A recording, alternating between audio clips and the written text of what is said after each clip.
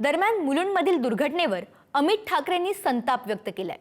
शून्य हीच आपल्या आयुष्याची किंमत आहे असं अमित ठाकरेंनी म्हटलंय।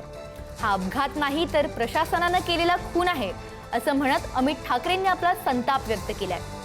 मुलुंडमध्ये मेट्रोचा स्लॅब कोसळून एका निष्पाप नागरिकाचा मृत्यू झाला होता आणि यावरूनच अमित ठाकरेंनी सरकारवर हा निशाणा साधलाय। अमित ठाकरेंनी काय म्हटलंय आपण पाहूयात। मुलुंडमध्ये मेट्रोचा स्लॅब कोसळून झालेला अपघात नाही तर प्रशासनाने केलेला खून आहे। निकृष्ट दर्जाचं काम, सुरक्षेचे नियम धाब्यावर बसवून केलेला जुगाड आणि वारंवार ताकीद देऊनही झालेलं दुर्लक्ष याची जबाबदारी कोण घेणार? सरकार कोस्टल रोडवर गाणी वाजवणारे रस्ते बनवून स्वतःची पाठ थोपटून घेण्यात मग्न आहे।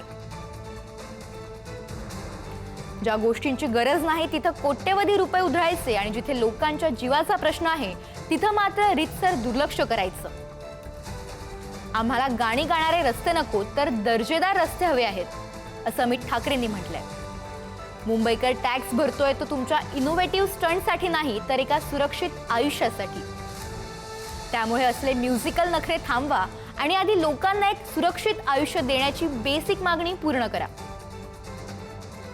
शिकूया AI ची क्रांती, चला करूया MSCIT।